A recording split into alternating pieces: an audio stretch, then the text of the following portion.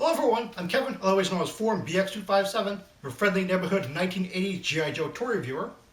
And today I'll be giving some tips on cleaning G.I. Joes, more specifically whitening G.I. Joes with hydrogen peroxide. Now, rather ironically, I don't have any white plastic G.I. Joes, which are normally susceptible to yellowing, like Storm Shadow or Snow Job. Those would have been probably a better example. However, light blue figures are also very susceptible to yellowing. In this case, they sort of turn a bit greenish, which only in the case of Cobra Commander does it not look very good. This has been kind of a while since I've done hydrogen peroxide on figures, so I'll be going a bit slowly. So make sure you have gloves and goggles. Besides the gloves and goggles for your protection, you're obviously also going to need hydrogen peroxide. This solution is 6% that I have here. It's going to work a little bit better than the 3%, which is the more common hydrogen peroxide that you can find out there. There's also a 30%, which I believe is the food grade hydrogen peroxide, which is even faster acting. I believe this will actually take a few days to do. A few dips in here. However, you'll also need a shallow tray. It only needs to be shallow because when you're pouring this thing in, you're not going to be filling up the liquid so as to cover the whole figure. It doesn't really need that. What you do need, however, is something to cover up that shallow tray. As a matter of fact, if it's airtight, that would even be better, which is why I'm using a type of saran wrap just to cover over the thing. When the sunlight acts on the hydrogen peroxide, what you want is the chemical reaction for it to turn into a gas. And that gas is going to act all over the plastic as well. So that's why you need it to be airtight, rather than just covering the whole thing with the liquid. In my case, I'm going to be taking a few photographs with the figures before and after the changes with this paint chip thing. You, of course, won't need to actually do this. This is just for my reference and, of course, for the video. And, of course, as you can see, the discoloration is not all over the figure. So what I'm going to do is I'm just going to take this number 1 Phillips head screwdriver and just separate the figures into its component parts.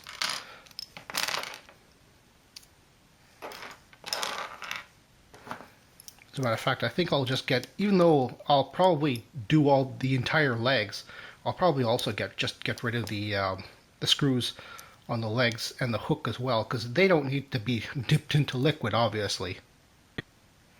Now that I've separated out all the components that I don't want whitened, especially the metal components, and I have no idea what hydrogen peroxide would do to the rubber O-rings, I've laid flat all the components that I do want whitened. So now it's time to do in the hydrogen peroxide. However, in this case, these things really are very flattened, so this actually will probably cover up the components a bit. But I really don't want to use that much hydrogen peroxide.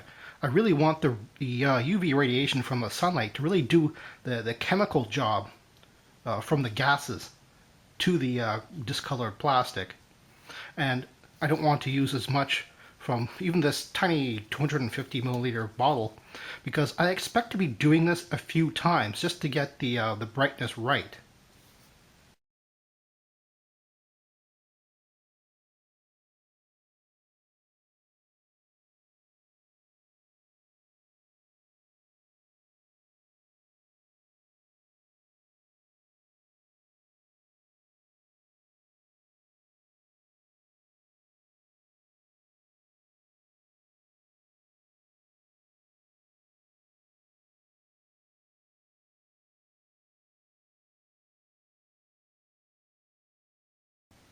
After draining out the hydrogen peroxide, I actually rinsed out the parts in cold water, but you probably don't need to do that. Now I'm going to just put them back together, just to see exactly how everything turned out. And here are the results. mixed as they are. There's certainly a level of how well or how effective the hydrogen peroxide was just over the 6 hour period. Gung Ho, well, he's gotten rid of some of the yellowing, but the blue isn't quite as bright as it should be. It's certainly a dirty blue now. It looks quite a bit better. I'd even say the flesh tone right there in the middle, that's painted. And that has sort of faded a little bit, but it's not really that bad. Cutter here actually has, I think, the best reaction to the hydrogen peroxide. I'd say that he is almost pretty cleaned up, really. We got some mixed results on Spirit here. The chest actually did okay. I think on the bottom here, right around his stomach, that was still the original blue, and you can see the blue is now almost matching, whereas before there was quite a gap between the colors. However, the arms could use another soak. This arm specifically is still kind of yellowed, and even the arms versus the chest is actually still a bit sort of a dirtier blue. One thing I have noticed that the painting on the badges, they've actually turned a different color. Even though the red on his chest is actually still perfectly red, this has now become slightly orange, and this is kind of pink now.